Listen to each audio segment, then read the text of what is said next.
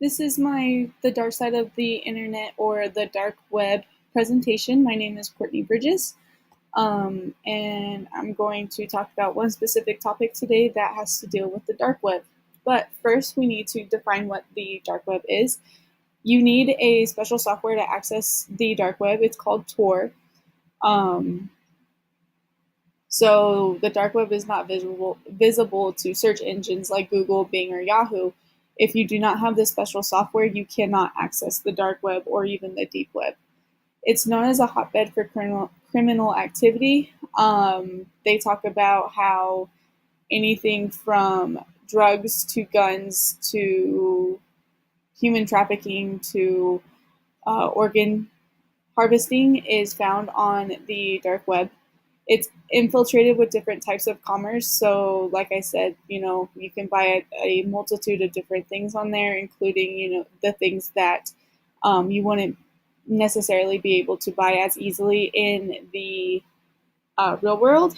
And it includes its own search engine. So, it has a site like Google or Bing and websites. So, different areas that you can access for different types of things, just like our regular internet has for everybody.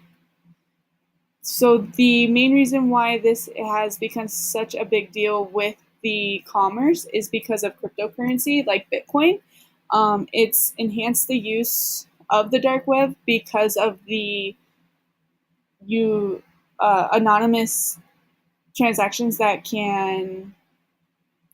be that can take place. So you are buying and selling without having to see each other, and it works very much like online shopping where people leave ratings and reviews. You have shopping carts. There's forums where you can ask questions, but there is no guarantee that goods will ever arrive. Like I said, this is um, a type of commerce where you're not seeing the person, you're not knowing their name, you're not knowing what company they work for. It's a total cryptid transaction, so they could just take your money and you will never get what you asked for. So, for my topic, I decided to talk about the organ harvesting. Um, this is known mostly as the black market for people to sell organs to people illegally without going through the process of getting on a list to be put in line for the next available organ like normal people would do. So there's many different stories about people, including women and children, who are abducted and used for organ harvested globally. There was one in China where a 6-year-old boy was found alone in a field, and when people got closer to him, they realized that both of his eyes were missing because they were harvested for his corneas.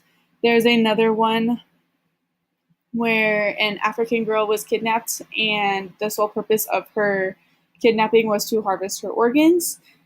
Um, she was lucky. The story ended happily for her because she was rescued before the actual harvesting could begin. But even, this doesn't really just happen in Europe or China. This also happens at home. There was a boy, his name was Kendrick Johnson, and he was found at school, and they said that he died from a freak accident, but his parents didn't stop looking for the real reason why he died, and they now know that he was kidnapped and had his organs harvested. This is a growing field, and people can sell organs, especially kidneys, um, for an upwards of $150,000. Where if you do this voluntarily and you give up your organs to the black market, you are only making about $5,000 of that $150,000. And it goes to the highest bidder. So they start at $150,000, but they can sell for $500,000 or even more. So this is now known as an organized crime, and this is because you have so many people who are involved in this. You have the donor or the people who are kidnapping the donors. You have the doctors who are doing the organ harvesting, you have the middlemen who are selling, you have the company or top person who is organizing the entire transaction, and then you have the person who is receiving the organ. You also have doctors who either turned a blind eye to where the organ came from, or they just don't care. Sorry, my mother is texting me. They just don't care how the organ was obtained. They'll do the operation usually for money, anyways.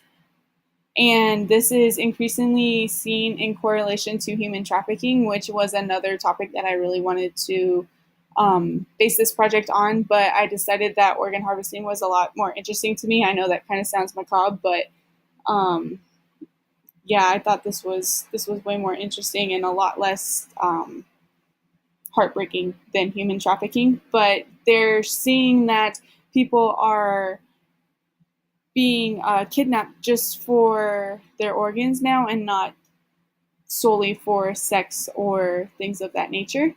The picture on the right here shows where the donors come from and then what countries are receiving these donors. I thought this was really interesting because you can see that the blue recipient, excuse me, the recipient countries are mostly westernized. So we have Australia, we have America, Canada. Um, this hits really close to home. This is something that is happening every day in our nation, and you can see down here that they make a income that's closely related to what teachers make actually in their first year of teaching. And then on the donor side, they come from impoverished countries where your annual income is under $500. So you can see that people who are doing this voluntarily are doing this for a reason because they cannot afford, just basic living expenses. But there is the flip side to that where people are not doing this voluntarily and they're being kidnapped, just like the stories that we hear in the news every so often. And that is all I have for you guys today. I found this to be a really fun and interesting project. I did not know that there were so many things that you can buy and sell on the dark web. I only thought that the dark web was used for, other things that were more common, not commerce, especially not organ trafficking. And yeah, I hope you guys enjoyed my presentation. Thanks.